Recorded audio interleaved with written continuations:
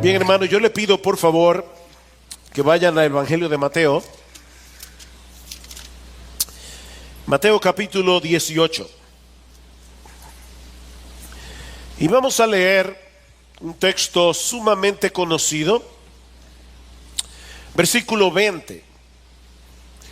Porque donde están dos o tres reunidos en mi nombre, allí estoy yo en medio de ellos. Ese es nuestro Señor Jesucristo hablando. Donde están dos o tres reunidos en mi nombre. Hace 2 semanas iniciamos una breve serie sobre el tema de la iglesia como el cuerpo de Cristo. Y hasta ahora hemos visto básicamente 2 cosas. La primera es que Dios ha escogido a la iglesia para mostrar en ella su gloria. No solo en el mundo, sino también a los ángeles. Como dice John Piper, la iglesia no solo tiene una misión terrenal, sino también una misión cósmica. Pablo dice en Efesios capítulo 3, versículo 10, que la multiforme sabiduría de Dios es ahora dada a conocer por medio de la iglesia a los principados y potestades en las regiones celestiales. Es en la iglesia, como en ningún otro lugar de la creación, donde vemos un despliegue de los atributos que hacen a Dios ser Dios, la hermosura de su sabiduría, de su santidad, de su poder, de su gracia, de su bondad y su amor redentor en Cristo Jesús. Eso pasa, hermanos, no en el cañón del Colorado. Eso pasa en la iglesia como en ningún otro lugar. Y lo increíble de esto es que Dios no hace eso por medio de programas espectaculares o por tener un servicio de adoración tipo Disney. Nosotros podemos, ¿verdad?, hacer una producción espectacular. Me decía un hermano hablándome de la frustración que sentía porque estaba buscando una iglesia en cierta región de Estados Unidos, y dice: pastor, yo en el tiempo, un pastor retirado ya, un hombre muy serio en los caminos del Señor, me dice: yo he visitado más de 100 iglesias en este estado de Estados Unidos, y yo no le puedo contar las locuras que yo he visto, incluyendo un día que había un servicio del Domingo de Ramos y entró un muchachito encima de un burro en la iglesia. Y por supuesto, todo el espectáculo se llevó todo el tiempo del culto y no hubo tiempo para predicar la palabra. No, mis hermanos, es sin burro que Dios muestra su gloria. Es sin hacer nada espectacular, no es una producción hollywoodense para que Dios manifieste su gloria en la iglesia, sino simplemente por ser el tipo de iglesia que Cristo quiere que la iglesia sea. Eso es todo. Tal como Él lo reveló en las Escrituras. Y no importa el tamaño que una iglesia tenga, no importa si tiene instrumentos musicales o no los tiene, no importa si tiene un salón con aire acondicionado, con sillas cómodas, con luces como las que nosotros tenemos aquí. No es a través de estas cosas que Dios manifiesta su gloria, es a través de la iglesia. A través de la iglesia.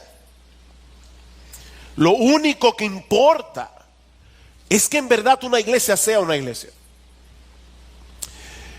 Pero hemos visto también, eso lo vimos el domingo pasado, que todo verdadero creyente viene a ser parte de la iglesia universal al ser bautizado en el Espíritu Santo en el momento de la conversión, y que ese bautismo invisible debe manifestarse en una forma concreta al venir a formar parte de una iglesia local a través del bautismo en agua, como lo haremos aquí en el próximo mes de mayo. Mis hermanos, si nosotros pasamos por alto esta dimensión corporativa de la obra redentora de Cristo, estamos tergiversando el evangelio y estamos reinventando el cristianismo. Cristo prometió en Mateo capítulo 16, versículo 18, que Él habría de edificar su iglesia. Él no prometió edificar ninguna otra cosa. Yo voy a edificar mi iglesia. Y Pablo nos dice en Efesios capítulo 5, versículo 25, que fue por esa iglesia que Cristo se entregó a sí mismo para santificarla, para prepararla para el día de las bodas del Cordero. Y aunque somos salvos como individuos, no fuimos salvados para vivir en aislamiento. Somos un cuerpo, dice Pablo en Romanos capítulo 12, versículo 5, y todos miembros los unos de los otros. Somos miembros los unos de los otros. Ahora bien, ¿cómo definimos lo que es una iglesia local? Estamos diciendo, todo verdadero creyente debe venir a formar parte de una iglesia local. Bien, pero ¿qué es una iglesia local? Porque muchas personas creen que si se reúnen en una casa, un grupo de amigos cristianos, a estudiar la Biblia y a orar juntos, eso ya es una iglesia. De hecho, alguien puso un comentario en estos días en las redes sociales acerca de ese tema, precisamente a la luz de esta serie de sermones. Y decía, yo no necesito ir a una iglesia como esta, con que me reúne en mi casa está bien. ¿Acaso no dice el Señor Jesucristo en el texto que leímos hace un momento en Mateo 18, 20, que donde estén dos o tres congregados en su nombre, allí está Jesús en medio de ellos? Mis hermanos, ¿hay alguna diferencia entre un grupo de cristianos que se reúnen de manera informal a estudiar juntos las Escrituras sin ningún tipo de compromiso vinculante? ¿Hay alguna diferencia entre ese tipo de grupos y una iglesia local? En otras palabras, y aquí está el título de mi sermón, ¿qué es lo que hace que una iglesia sea una iglesia? ¿Alguna vez han preguntado eso? ¿Qué hace que una iglesia sea una iglesia? Ahora, noten, mis hermanos, que la pregunta no es ¿para qué existe la iglesia? O ¿qué es lo que se supone que deberíamos hacer como iglesia? Lo que llamaríamos la misión de la iglesia. No, yo no voy a entrar en ese tema, hermanos. Y es importante para que nadie se sienta frustrado y después diga, no se habló del evangelismo, no se habló de tal cosa. No, hermanos, yo no voy a hablar de lo que la iglesia debe hacer, sino de lo que la iglesia debe ser. Esa es la pregunta. ¿Cuáles son los elementos que hacen que un grupo de personas vengan a ser una iglesia? Ahora, antes de responder esta pregunta, permítanme tomar unos minutos para corregir algunas nociones equivocadas que muchas personas tienen de lo que una iglesia es. Porque si tenemos un prejuicio, ese prejuicio, esas presuposiciones equivocadas se van a convertir en un obstáculo para que nosotros podamos recibir las enseñanzas de esta mañana. Así que permítanme corregir algunas nociones equivocadas de lo que es una iglesia. Por ejemplo, la iglesia no es un edificio. La iglesia no es un edificio. Es así como muchas personas piensan de la iglesia, como un edificio que alberga semanalmente a un grupo de cristianos que se reúnen allí para adorar a Dios. De hecho, yo creo que esa es la razón por la que muchas personas usan la palabra templo para referirse a los edificios donde se congregan las iglesias. ¿Van al templo? ¿Han oído esa idea, verdad? ¿O estás en el templo? No, mis hermanos, en el Nuevo Testamento se nos enseña claramente que el templo de Dios del nuevo pacto no está hecho de bloques de piedras y de cemento, sino de piedras vivas, de hombres y mujeres que han sido salvados por la gracia de Dios, edificados sobre la piedra angular que es nuestro Señor Jesucristo. Escribiendo a los Corintios, Pablo les pregunta: ¿no sabéis que sois templo de Dios y que el Espíritu de Dios mora en vosotros? Si alguno destruyere el templo de Dios, Dios lo destruirá a él, porque el templo de Dios, el cual sois vosotros, santo es. 1 Corintios 3, 16 al 17. El templo de Dios, que sois vosotros. Mis hermanos, nosotros somos el templo que se congrega en este edificio, mañana y tarde. Pero cuando concluye este servicio de adoración y cada uno se vaya a su casa a almorzar, ¿saben qué? El templo de Dios ya no estará aquí. El templo de Dios se fue. Y este lugar no será más sagrado que lo que pudiera ser cualquier otro lugar. Así que la iglesia no es un edificio. Tampoco es un conjunto de actividades religiosas como el servicio de adoración que celebramos en este lugar los domingos en la mañana y en la tarde. En otras palabras, esta iglesia no viene a la existencia a las 11 de la mañana y deja de existir a las 12:30. Para volver a existir de nuevo a las 6. No, ese no es el concepto que la Biblia nos da de lo que es una iglesia. Nos congregamos como iglesia los domingos por mandato de Dios, como veremos en un momento, pero somos miembros de este cuerpo local 24/7. No solo los domingos.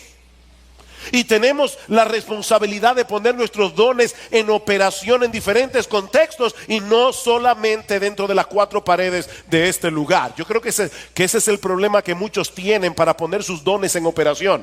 Ellos no saben qué hacer durante el culto y por lo tanto creen que no pueden hacer nada por la iglesia.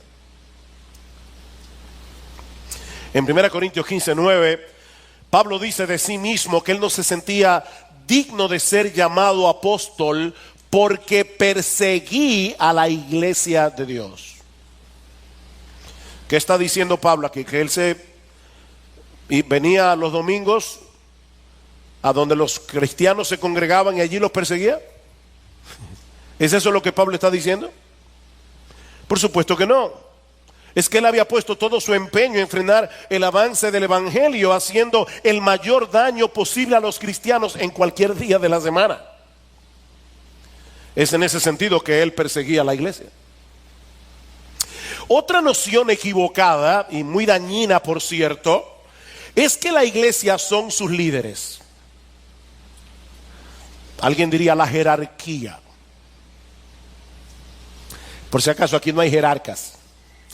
Pero algunos piensan que la iglesia son sus líderes. Ahora, este concepto, mis hermanos, es problemático porque no siempre se cree a nivel consciente.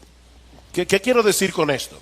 Que si en muchas iglesias locales se pasara una encuesta y se preguntara a los hermanos, ¿cuántos de ustedes creen que la iglesia son sus pastores? Yo creo que la mayoría respondería que no. Intelectualmente. Pero en la práctica parece que nosotros entendemos otra cosa. Por ejemplo, si un miembro de la iglesia no anda bien, muchos presuponen que los pastores son los responsables de lidiar con ese asunto. Piénsalo y sé honesto. Y si esa persona finalmente termina apartándose del Señor, es probable que muy pocos de los miembros se sientan responsables de eso. Los pastores debieron ponerle más atención a ese caso y no lo hicieron. Ahora, ¿es esa la forma como el Nuevo Testamento habla de la iglesia? Por supuesto que no. Los pastores y diáconos tienen una función particular dentro de la iglesia, pero ellos no son la iglesia. Brevemente algunos textos. Romanos capítulo 15, versículo 14. Romanos capítulo 15, versículo 14. ¿Qué dice el apóstol Pablo allí? En cuanto a vosotros, hermanos míos, no pastores, hermanos míos, yo mismo estoy también convencido de que vosotros estáis llenos de bondad, llenos de todo conocimiento y capaces también de amonestaros los unos a los otros. Mira, mi hermano, si tú tienes un tiempo aquí en esta iglesia, yo espero que con todos los sermones que tú has escuchado, en un año, en dos, en tres, tú estás capacitado para amonestar a otros, ¿no es así? Tesalonicenses, primera Tesalonicenses capítulo 5. Y este texto es interesante porque en los versículos 12 y 13 habla de los pastores, de la labor de los pastores. Pero luego dice en el versículo 14, y os exhortamos, hermanos, a que amonestéis a los indisciplinados, animéis a los desalentados, sostengáis a los débiles y seáis pacientes para con todos. Os rogamos, hermanos, que hagan eso. Y ustedes conocen el texto de Efesios 4 que se cita tan frecuentemente en esta iglesia. Cristo ha dado pastores y maestros para equipar a los santos, para que los santos hagan la obra del ministerio. Así que, mi hermano, cuando un creyente de esta iglesia te visita en la clínica, lo está haciendo como un miembro de este cuerpo.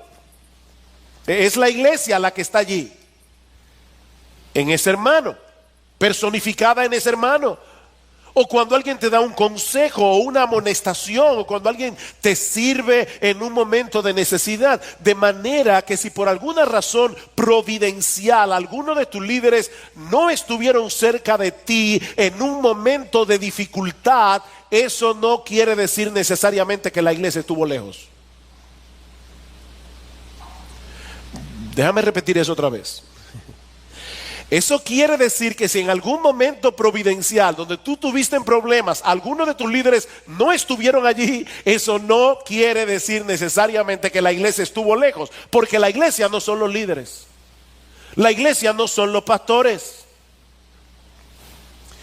Déjame hacerte otra pregunta y te pido por favor de nuevo que respondas con toda sinceridad. Como diría alguien, delante del tribunal de tu conciencia. ¿Qué pasaría si llamaras a nuestras oficinas para pedir una cita porque tú necesitas consejo en algún área de tu vida y los pastores asignaran a un miembro común y corriente de esta iglesia que se ocupe de tu caso porque ellos entienden que esa persona está capacitada, está equipada con los dones necesarios para atender tu caso? ¿Cómo te sentirías? Porque los textos que nosotros citamos hace un momento dan a entender que la iglesia funciona en la práctica cuando cada uno pone sus dones en operación para beneficio de los demás. ¿Saben cuál es nuestra función? Equiparlos a ustedes para que lo hagan bien. Efesios 4:11. Ahí están los pastores y maestros para equipar a los santos, para que los santos hagan la obra del ministerio. Y eso me lleva a otra pregunta un poquito más complicada. Complicada no porque sea difícil de entender, sino por lo dolorosa que puede ser la respuesta. ¿Qué pasaría si vienes a congregarte un domingo en la mañana y te encuentras con la desagradable sorpresa de que el pastor al que le tocaba predicar ese domingo no vino? No por ninguna razón, simplemente porque no quiso venir. Yo como que estoy cansado hoy, así que me voy a quedar en casa. Y de repente tú estás aquí esperando el culto y dices, hermano, perdonen, pero resulta que el pastor Sugel no vino hoy. ¿Y qué le pasó? ¿Está enfermo? No, que él decidió que era Semana Santa y que no. Él está en su casa celebrando el domingo de resurrección. Ok, ¿cómo tú reaccionarías a eso?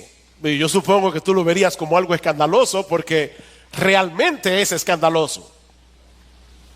Ok, aquí viene la pregunta del $1.000.000.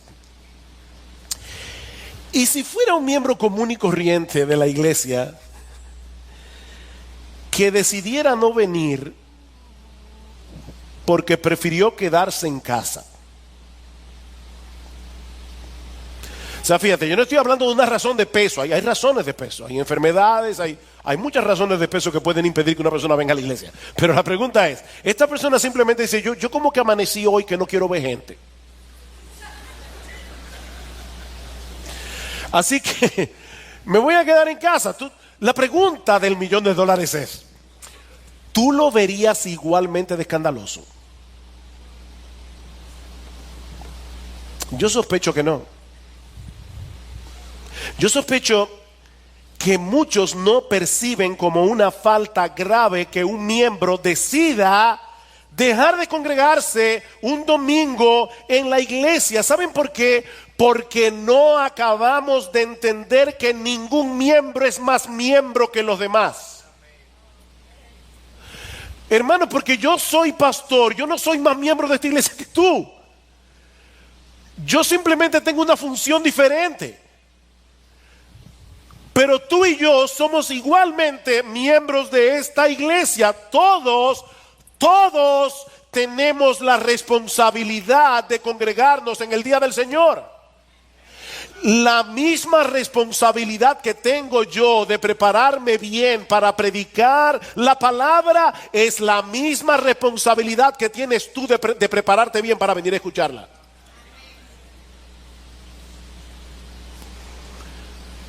La boca necesita oídos que lo escuchen.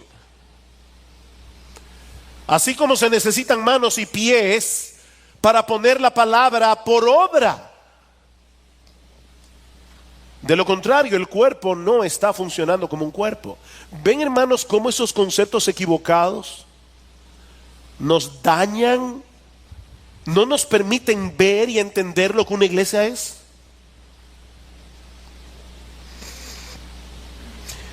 La iglesia no es un edificio, la iglesia no es un conjunto de actividades religiosas, la iglesia no son sus líderes.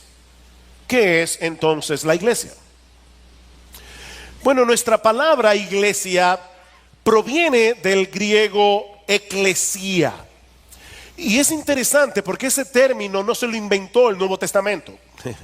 Ese término se usaba en el griego secular para referirse a una asamblea, a un grupo de ciudadanos convocados a reunirse como asamblea para administrar los asuntos cívicos de la comunidad. La palabra eclesía viene de una palabra compuesta que significa los llamados o convocados a venir fuera de para reunirse en un lugar.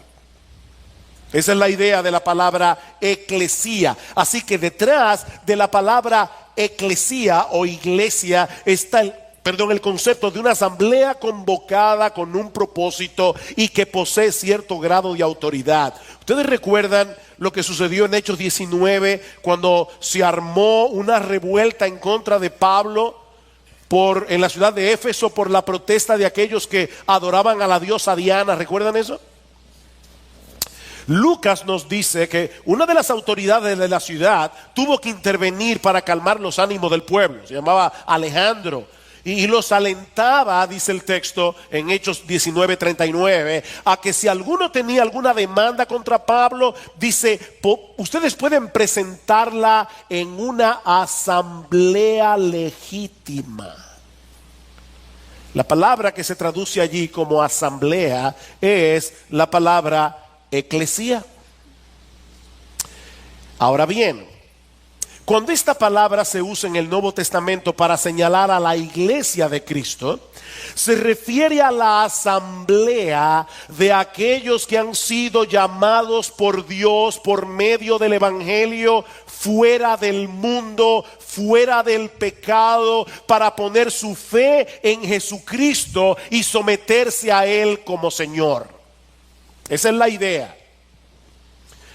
Mis hermanos, la iglesia es una asamblea convocada por Dios mismo. Eso es la iglesia. Por ejemplo, cuando Pablo escribe su carta a la iglesia en Roma, se refiere a ellos como todos los amados de Dios que están en Roma. Me encanta esa frase. Todos los amados de Dios que están en Roma, o los llamados de Jesucristo, o los llamados a ser santos. Llamados. Y en un tono similar, Pablo dirige otra carta a la iglesia de Dios que está en Corinto, a los que han sido santificados en Cristo Jesús, llamados a ser santos, con todos los que en cualquier parte invocan el nombre de nuestro Señor Jesucristo, Señor de ellos y nuestro. Esta carta fue dirigida a una iglesia que se congregaba en un lugar específico, la iglesia de Dios que está en Corinto, con su membresía específica y de hecho con una problemática peculiar, que fue lo que movió a Pablo a tratar los temas contenidos en la carta a los Corintios. Ahora, no sé si se dieron cuenta, pero Pablo reconoce la realidad de que esta iglesia local también pertenecía a un cuerpo más amplio de creyentes. ¿Se dieron cuenta?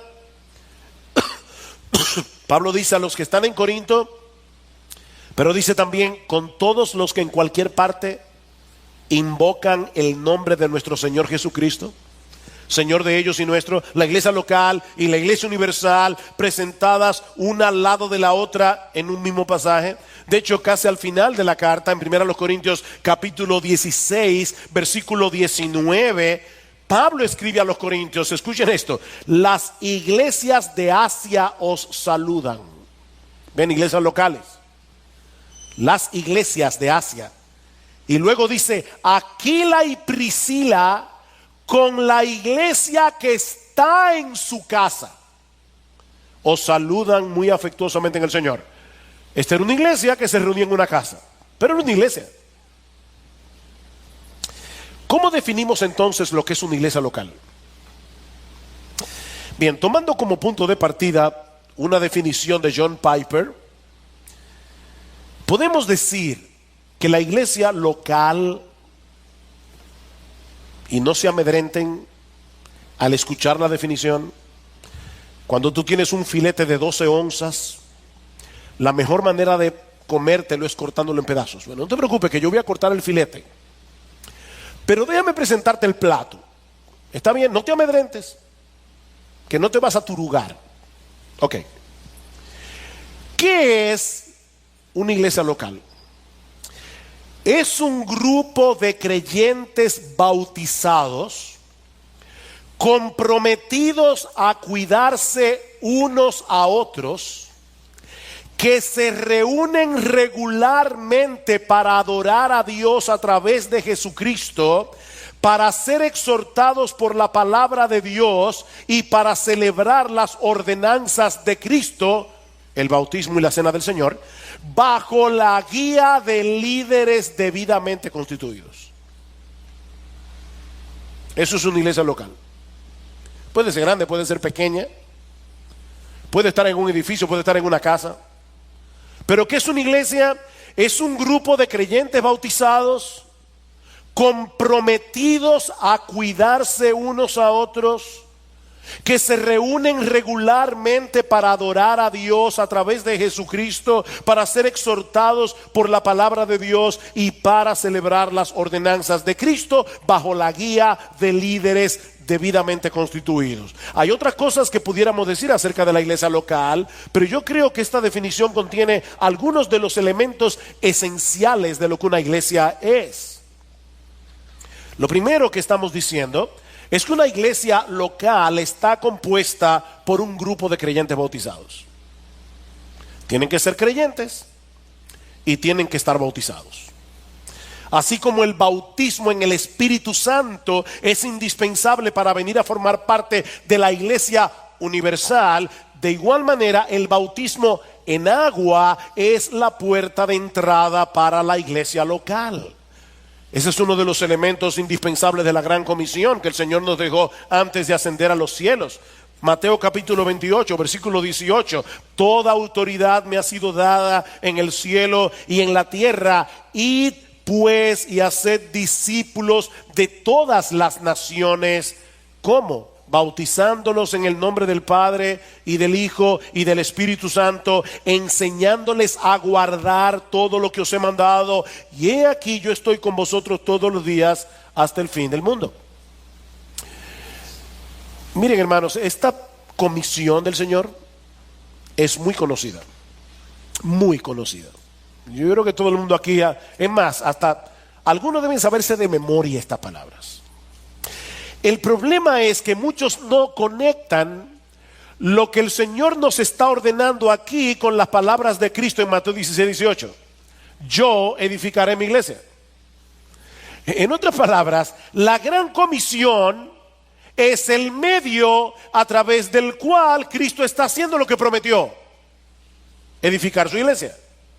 Esta comisión no es un fin en sí misma. Los que se conviertan al Señor a través de la predicación del Evangelio deben ser bautizados para venir a formar parte de una comunidad cristiana donde se les enseñará a guardar todo lo que Cristo ha mandado. Ese es el patrón que vemos una y otra vez en el libro de los Hechos. Todos los que se convertían al Señor eran bautizados en agua y eran añadidos a las iglesias locales y allí eran edificados en su fe.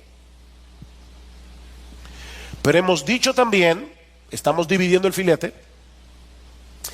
que este grupo de creyentes bautizados que forman la iglesia local se han comprometido a cuidarse unos a otros. La semana que viene vamos a hablar un poco más acerca de la membresía de la iglesia local. Vamos a explicar lo que significa ser miembro. Por ahora basta con decir que al hacernos miembros de una iglesia local, estamos asumiendo el compromiso de cuidarnos mutuamente, de velar unos por otros para ver cómo está nuestra sumisión a Cristo como parte que somos de su reino. Tú tienes un rey. Y los súbditos deben velar unos por otros. Escuchen una vez más las palabras del Señor Jesucristo en la gran comisión. Id pues y haced discípulos en todas las naciones, bautizándolos en el nombre del Padre y del Hijo y del Espíritu Santo, enseñándoles todo lo que os he mandado. ¿Es eso lo que dice el texto? Si ustedes escucharon con atención, se habrán dado cuenta que yo omití una parte muy importante. No se trata simplemente de enseñar lo que Cristo ha mandado. No, es de enseñarles a guardar todo lo que Cristo ha mandado. De manera que al hacernos miembros de la iglesia, adquirimos el compromiso de cuidarnos mutuamente en relación a nuestra obediencia a Cristo como Señor y Rey de nuestras vidas. Recuerden lo que dice Pablo en Romanos capítulo 12, versículo 5. Somos un cuerpo en Cristo e individualmente miembros los unos de los otros. Es por eso que en el Nuevo Testamento encontramos tantos mandamientos de unos a otros. Ámense entrañablemente unos a otros. Primera de Pedro 1:22. Vivan en paz unos con otros. Primera Tesalonicenses 5:13. Prefiéranse unos a otros. Romanos capítulo 12 versículo 10. Edifíquense unos a otros. Romanos capítulo 14 versículo 19. Acéptense unos a otros. Romanos 12:16. Amonéstense unos a otros. Romanos 15:14. Preocúpense unos por otros. Primera los Corintios capítulo capítulo 12, versículo 25. Sírvanse unos a otros. Gálatas capítulo 5, versículo 13. Sopórtense con paciencia los unos a los otros. Efesios capítulo 4, versículo 12. Sean bondadosos y compasivos unos con otros. Efesios capítulo 4, versículo 32. Perdónense unos a otros. Colosenses capítulo 3, versículo 13. Cántense unos a otros. Efesios 5:19, Colosenses 3:16. Anímense unos a otros. Primera Tesalónica 4:18. Confiesen sus pecados unos a otros. Santiago capítulo 5, versículo 16. Oren unos por otros. Ese mismo texto de Santiago. Hospedaos unos a otros. Primera de Pedro 4:19. Saludaos unos a otros. Romanos capítulo 16, versículo 16. Por citar algunos.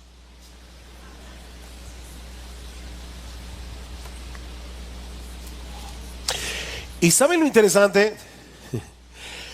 Todas esas exhortaciones se encuentran en cartas del Nuevo Testamento que fueron enviadas ¿a quiénes? A iglesias locales. Esa es la iglesia local donde se debe practicar esto. Mis hermanos, esto nos hace ver claramente la responsabilidad que somos como parte de un mismo cuerpo. Citamos al principio Mateo capítulo 18, versículo 20, donde estén 2 o 3 congregados en mi nombre, allí estoy yo en medio de ellos. ¿Saben cuál es el problema? Que nosotros vemos ese texto fuera de contexto. No, mira, si nos reunimos 2 o 3 en casa el miércoles y estudiamos la Biblia y oramos juntos, que hay una iglesia porque Cristo lo dijo. No, mi hermano, léete el texto completo, porque el texto comienza antes. En Mateo capítulo 18, versículo 15, dice el Señor: si tu hermano peca contra ti, ve y repréndele estando tú y él solo. Si te oyere, has ganado a tu hermano. Si no te oyere, ve con 2 o 3, para que en boca de 2 o 3 conste toda palabra. Si los oyere a ellos, bien; si no los oyere a ellos, que son representantes de la iglesia, entonces dilo a la iglesia. Ven públicamente y díselo a la iglesia, a un cuerpo particular de cristianos, a un grupo de creyentes bautizados que componen una iglesia local. Y si él no oye a la iglesia, tenle por gentil y publicano. En otras palabras, vas a tener que excluir a esa persona de la membresía de la iglesia. Van a tener que retirarle la aprobación, o como decíamos una vez en una asamblea anual, tenemos que quitarle el pasaporte que lo cualifica como miembro de una de las embajadas del reino de Cristo en la tierra. No sabemos si esa persona es creyente o no, pero la iglesia como iglesia le está retirando su aprobación de que ciertamente es un creyente en Cristo. Y es en ese contexto que donde estén 2 o 3 congregados en el nombre de Cristo, allí está Él aprobando lo que ese cuerpo local de creyentes está haciendo. No es cualquier grupo de personas que se reúnen a lo loco en un lugar y dicen: somos una iglesia. No, mis hermanos, eso no es una iglesia. Es un grupo de cristianos, y está muy bien que lo hagan. Es un grupo de cristianos estudiando juntos, pero allí no hay una conexión vital, no hay un compromiso de los unos con los otros, de tal manera que si esa persona comienza a caminar mal, va a tener que pasar por un proceso disciplinario en la iglesia. ¿Qué hemos visto hasta aquí? Porque solo estamos dividiendo el filete. ¿Qué hemos visto hasta aquí? Que la iglesia local es un grupo de creyentes bautizados, comprometidos a cuidarse unos a otros, que se reúnen regularmente. Este grupo de creyentes, de manera regular, en el día del Señor, se reúnen como iglesia, como dice Pablo en 1 Corintios capítulo 11, versículo 18, cuando os reunís como iglesia. Sí, somos miembros de la iglesia 24/7, pero es aquí que nos reunimos como iglesia. Al hacernos miembros de la iglesia, estamos asumiendo esa responsabilidad. Dios nos convoca, mis hermanos. Es Dios el que nos convoca. Y yo siempre, yo sé que yo he dicho esto antes, pero hermanos, es que nunca deja de sorprenderme. Dios dice, pongan la hora. Ustedes pongan la hora y cuando ustedes deciden, yo voy a estar ahí. Cristo anda en medio de los 7 candeleros de oro. Y nosotros decidimos que es a las 11 de la mañana. A las 11 de la mañana Cristo está aquí. Cuando la iglesia se congrega, Dios nos convoca para que vengamos a encontrarnos con Él y con su pueblo. Y mis hermanos, es deber de cada creyente estar aquí. De ahí la exhortación del autor de la carta a los Hebreos: mantengamos firme la profesión de nuestra esperanza sin vacilar, porque fiel es el que prometió. Y considerémonos cómo estimularnos unos a otros al amor y a las buenas obras, no dejando de congregarnos como algunos tienen por costumbre, sino exhortándonos unos a otros, y mucho más al ver que el día se acerca. No le voy a pedir que levanten la mano, pero la semana pasada yo les decía, miren a su alrededor a ver si en tu barrio hay alguien que acostumbra a estar sentado en tu área y no está aquí. Llámalo esta semana. Vuelvo y repito, no le voy a pedir que levanten la mano quienes lo hicieron, pero hermanos, es nuestra responsabilidad. Y noten que de lo que el autor de la carta a los Hebreos está hablando no es simplemente de congregarnos en algún lugar donde la palabra sea predicada. O sea, no es que Dios tiene puntos de predicación en una ciudad y tú al que tú quieras. No, es de congregarnos en nuestra iglesia. Las iglesias no son supermercados. Compro los vegetales en uno, la carne en otro, el pescado en otro. No, esto es un combo. Y cuando te hacen miembro de la iglesia, sea que te guste la música que no te guste, sea que no te gusta cómo se viste el predicador, yo no sé nada de eso, tú vienes a tu iglesia porque es tu iglesia. ¿Y cómo yo sé que el autor de la carta a los Hebreos está hablando de congregarnos no en cualquier iglesia, sino en tu iglesia? Porque más adelante, ¿qué va a decir el autor de la carta a los Hebreos? Obedeced a vuestros pastores. A vuestros pastores, no a los pastores, a los tuyos.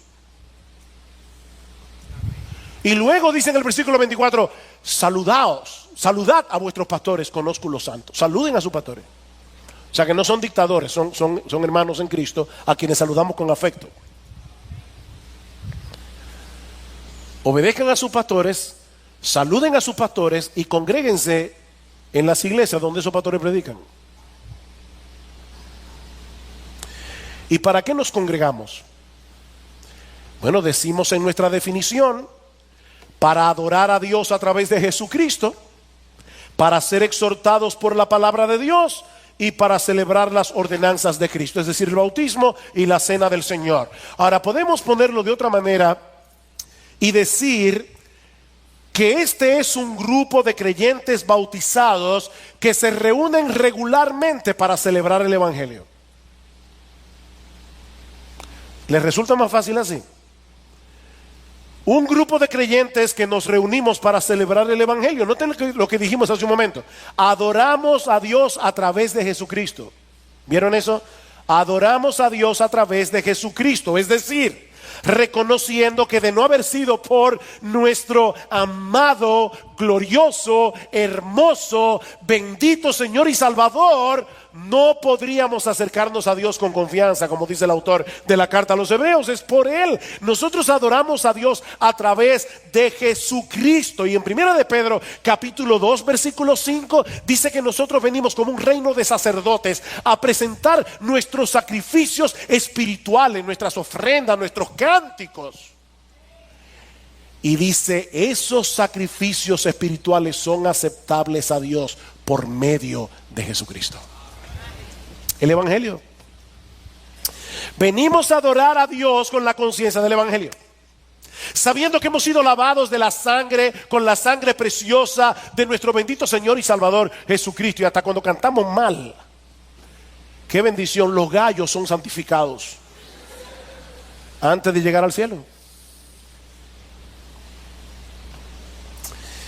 También nos congregamos para ser exhortados por la palabra predicada. Dijimos, ¿verdad? Para adorar a Dios por medio de Jesucristo, para ser exhortados por medio de la palabra. Pero ¿saben qué, mis hermanos? Esa predicación no es otra cosa que la proclamación del Evangelio.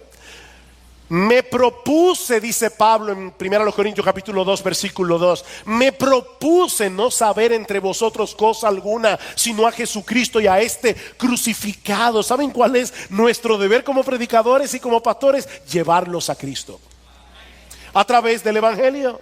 Es la palabra de Cristo la que debe abundar en nuestros servicios de adoración, y no solo a través de la predicación, sino también a través de los himnos.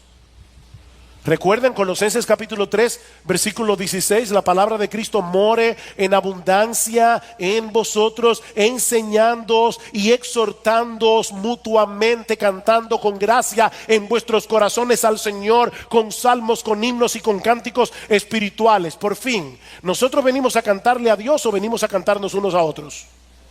Sí, las dos cosas. Venimos a cantar el Evangelio. Miren, hermanos, por más entretenido que sea un himno, si no tiene el Evangelio como centro, no merece ser cantado. Nosotros venimos a predicar el Evangelio, nosotros venimos a cantar el Evangelio, y de igual manera toda iglesia verdadera celebra regularmente las ordenanzas del Señor, que no son otra cosa que representaciones visibles del Evangelio. Por medio de la cena del Señor, que celebraremos esta tarde, recordamos su muerte en la cruz. Por medio del bautismo, los nuevos creyentes, una vez y para siempre, dan testimonio público de su unión con Cristo en su muerte y en su resurrección. Así que las ordenanzas, el bautismo y la cena del Señor no son más que representaciones del Evangelio. Nos congregamos en torno al Evangelio, nos congregamos para celebrar el Evangelio. Pero hay un elemento más que veremos mucho más brevemente. ¿Ven que no es tan sencilla la cosa como que es una iglesia local? ¿Qué es una iglesia local? Es un grupo de creyentes bautizados, comprometidos a cuidarse unos a otros, que se reúnen regularmente para adorar a Dios a través de Jesucristo, para ser exhortados por la palabra de Dios y para celebrar las ordenanzas de Cristo bajo la guía de líderes debidamente constituidos. Cuando Pablo escribe su carta a los filipenses, la dirige a todos los santos en Cristo Jesús que están en Filipos, con sus obispos o pastores y diáconos. La palabra pastor, obispo, anciano se usa indiscriminadamente en el Nuevo Testamento para referirse al mismo oficio. Pastores, obispos, pero por favor no me llamen obispo, pero pastores, obispos, ancianos. ¿Qué dice en Efesios capítulo 4 versículo 11? Cristo dio pastores a su iglesia para que equipen a los santos para la obra del ministerio. Hay iglesias que no tienen pastor y no por eso dejan de ser iglesias. Es interesante. Una iglesia puede no tener pastor y ser iglesia. Ahora, si no tiene miembros, no es iglesia. Pero el hecho de no tener pastor no es el ideal. Eso es una deficiencia. ¿Qué le dice Pablo a Tito? En Tito capítulo 1 versículo 5, por esta causa te dejé en Creta para que corrigieses lo deficiente. ¿Y cuál era la deficiencia? Que no habían pastores. Para que tú coloques pastores en cada ciudad, así como yo te mandé. Tales iglesias que no tienen pastor deben orar al Señor de la mies para que envíe obreros a su mies, porque es la voluntad de Cristo que las iglesias locales funcionen como un cuerpo bajo la guía y dirección de un grupo de líderes llamados y dotados por Él para esa labor. Yo no sigo a hombres. Bueno, depende. Porque en la iglesia Cristo ha dado hombres, no manda ángeles, que somos imperfectos, para guiar a la iglesia, para liderar la iglesia, para equipar a la iglesia. Pero ya hablaremos de eso en otro mensaje. Por ahora, solo quiero traer unas palabras de aplicación. Hermanos, ¿qué tiene que ver todo esto con nosotros? Y quiero traer unas palabras de aplicación para 3 grupos que seguramente se encuentran hoy aquí sentados. En primer lugar, miembros de IBCJ. Quiero decirles algo a los miembros de IBCJ, a los miembros de esta iglesia o de cualquier otra iglesia que providencialmente se encuentre en medio nuestro hoy. Tal vez alguien vino de Semana Santa y está visitando un familiar aquí en la capital y se está congregando aquí. Bienvenido. A los miembros de la iglesia. En segundo lugar, quiero dirigirme a los que profesan ser cristianos pero no son miembros de ninguna iglesia. Y en tercer lugar, a aquellos que no pertenecen a ninguna iglesia simplemente porque no pertenecen a Cristo. 3 palabras de aplicación a los miembros de esta iglesia. Miembros de IBCJ, yo quisiera animarte en esta mañana a aprovechar lo que hemos escuchado hoy para renovar nuestros votos con Cristo, tu esposo, nuestro esposo, en cuanto al compromiso que hicimos al hacernos miembros de una iglesia. ¿No es verdad, hermano, que a veces vamos a una boda y escuchamos al predicador y lo que está diciendo no es nada nuevo? Sin embargo, nos ayuda a recordar las promesas que nosotros hicimos cuando nos casamos, ¿verdad? Delante de Dios y delante de los hombres. A veces uno llega a la casa y dice: ay, mi amor, mira, yo tengo que recordar mis votos otra vez. Bueno, yo quiero que tú renueves tus votos esta mañana. No con esta iglesia local, con Cristo. Porque es un voto que tú hiciste con Cristo al hacerte miembro de la iglesia, que es su cuerpo. Porque ser miembro de una iglesia es un gran privilegio. Es un gran privilegio, hermanos. Es allí donde Cristo manifiesta su gloria. Es aquí donde Cristo viene de manera especial. Es aquí donde Él opera en los creyentes. Esa es la iglesia, porque la iglesia es su cuerpo. Pero es también una gran responsabilidad. Al venir a formar parte de una iglesia, estamos asumiendo un compromiso. Estamos asumiendo el compromiso de cuidarnos unos a otros. Estamos asumiendo el compromiso de congregarnos regularmente en el día del Señor. Estamos asumiendo el compromiso de someternos a las autoridades debidamente señaladas por Cristo como líderes de la iglesia. Y ahora yo te pregunto, ¿hay algunas cosas que tú debes corregir en tu vida como miembro que eres de una iglesia?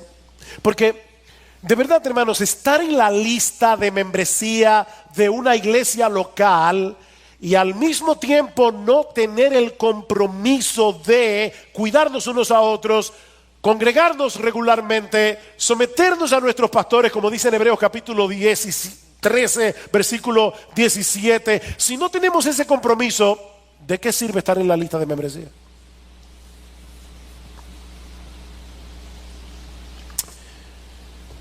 No te desanimes si tú ves que hay algunas cosas de tus votos que deben ser corregidos. No te desanimes. Más bien yo quiero animarte en esta mañana a corregir lo deficiente en dependencia del Espíritu Santo. Y ahora escuche esto bien, porque lo pensé con cuidado en cada palabra que escribí aquí. Te animo a que corrijas lo deficiente para que puedas experimentar la increíble aventura de ser parte de un cuerpo en el que Cristo está haciendo su obra a través de un grupo de hombres y mujeres redimidos por gracia que todavía son muy imperfectos. Miren, a veces estar en una iglesia es medio loco. Esto es una aventura. Tú nunca sabes cuándo va a surgir un malentendido. Tú nunca sabes cuándo alguien te va a mirar mal. Tú nunca sabes cuándo alguien te va a decir una cosa que no te gustó. Esto es una aventura. Pero es a través de esas cosas que Cristo te está moldeando para que seas cada vez más como Él. No salgas huyendo por estas cosas, hermano, porque eso es lo que Cristo está usando para hacerte como Él. Mira el fruto del Espíritu. El fruto del Espíritu es amor. Ay, si amar a quién, al que te cae bien. Eso no es un fruto del Espíritu, es un fruto de la carne. Si tú amas al que te cae bien, eso le pasa a los inconversos también. Los impíos en eso. El fruto del Espíritu es un amor sobrenatural. Es un gozo sobrenatural, es una paciencia sobrenatural. ¿Por qué dice Pablo soportaos los unos a los otros? O porque hay gente que nos resultan insoportables, pero por la gracia podemos soportarlos en el cuerpo. Esto es una aventura, hermanos, y te estoy animando a que experimentes esta loca aventura de ser miembro de una iglesia. Aquí abajo. Sí, porque allá arriba todo el mundo va a estar bien, pero es aquí. Ahora, si tú estás aquí en esta mañana y tú profesas ser un creyente en Cristo, pero todavía no eres miembro de una iglesia local, bueno, yo quiero recordarte una vez más que es tu deber como cristiano procurar unirte a una iglesia. Ahora, yo sé que es probable que algunos no sean miembros porque todavía no tienen la edad requerida en esta iglesia para hacerse miembro. Eso es posible. Espera con paciencia. O tal vez porque eres un nuevo creyente y estás en el proceso de tomar la clase de premembresía para luego venir a formar parte de la iglesia, pero tú estás procurando serlo. O tal vez viniste de otra iglesia y estás en el proceso de conocer la iglesia. Yo no sé. Ahora, si tú dices ser creyente y tú no eres miembro de una iglesia pudiendo serlo, simplemente porque prefieres mantenerte al margen de la membresía para no tener que asumir el compromiso del que hemos hablado hoy, entonces déjame hacerte una advertencia. Es posible que tú no estés en Cristo.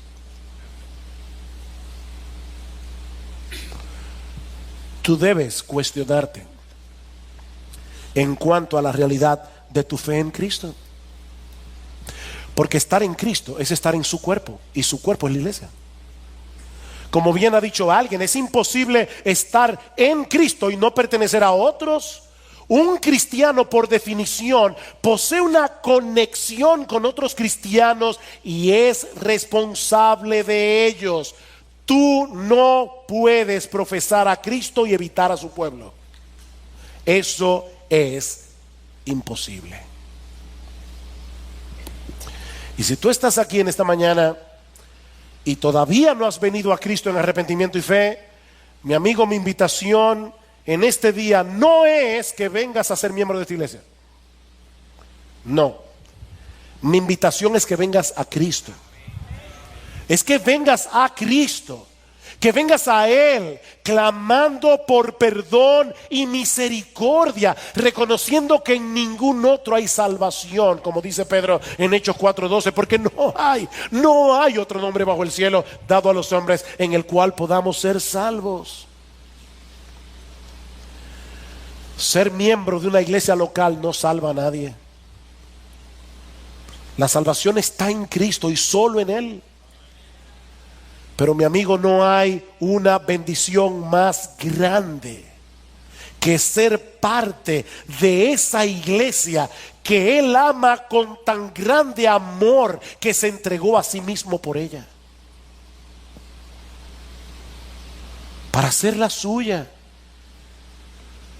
Estar fuera de Cristo es estar fuera de la iglesia.